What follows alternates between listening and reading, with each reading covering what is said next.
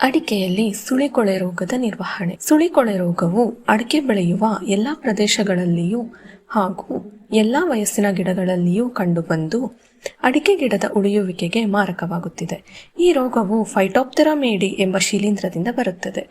ಈ ರೋಗವು ಮುಂಗಾರು ಮತ್ತು ಚಳಿಗಾಲದ ತಿಂಗಳಿನಲ್ಲಿ ಹೆಚ್ಚಾಗಿ ಕಂಡುಬರುತ್ತದೆ. ಸುಳಿಕೊಳೆ ರೋಗದ ಹರಡುವಿಕೆ. ಈ ರೋಗ ಗಾಳಿ ಮತ್ತು ಕೀಟಗಳ ಮೂಲಕ ಹರಡುತ್ತದೆ.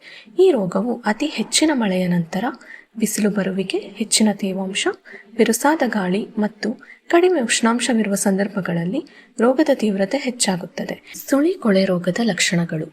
ಮೊದಲಿಗೆ ಸುಳಿಕೊಳೆ ರೋಗಕ್ಕೆ ತುತ್ತಾದ ಮರದ ಸುಳಿ ಎಲೆಯ ತುದಿ ಹಳದಿ ಅಥವಾ ಕಂದು ಬಣ್ಣಕ್ಕೆ ತಿರುಗಿ ನಂತರ ಒಣಗುತ್ತದೆ. ಈ ಹಂತದಲ್ಲಿ ಮುನ್ನೆಚ್ಚರಿಕೆಯನ್ನು ತೆಗೆದುಕೊಳ್ಳದಿದ್ದರೆ ಗಿಡವು ಒಣಗಿ ಸತ್ತು ಹೋಗುತ್ತದೆ.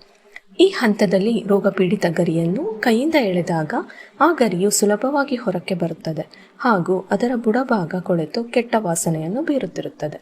ರೋಗವನ್ನು ಪ್ರಾರಂಭಿಕ ಹಂತದಿಂದ ಗುರುತಿಸಿ ಗಿಡಕ್ಕೆ ಸೂಕ್ತ ಚಿಕಿತ್ಸೆ ಮಾಡುವುದರಿಂದ ಹೊಸ ಸುಳಿ ಬರುವುದಲ್ಲದೆ ರೋಗಪೀಡಿತ ಮರವನ್ನು ಸಹ ಉಳಿಸಿಕೊಳ್ಳಬಹುದು. ಸುಳಿಕೊಳೆ ರೋಗದ ಹತೋಟಿ ಕ್ರಮಗಳು.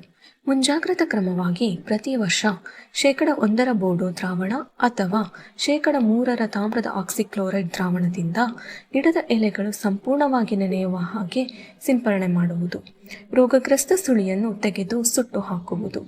ರೋಗಪೀಡಿತ ಮರದ ಸುಳಿಯ ಭಾಗದಲ್ಲಿರುವ ಕೊಳೆತ ನೀರನ್ನು ಬಟ್ಟೆಯಿಂದ ಅದ್ದಿ ತೆಗೆದು ಸುಳಿ ಕೊಳೆತ ಭಾಗವನ್ನು ಒಳ್ಳೆಯ ನೀರಿನಿಂದ ಸ್ವಚ್ಛಗೊಳಿಸಿ ನಂತರ 10% ಬೋಡೋ ಮಿಶ್ರಣದ ಅಂಟು ಅಥವಾ 3% ತಾಮ್ರದ ಆಕ್ಸಿಕ್ಲೋರೈಡ್ ಅಂಟನ್ನು ಸ್ವಚ್ಛ ಮಾಡಿದ ಜಾಗಕ್ಕೆ ಲೇಪಿಸಬೇಕು.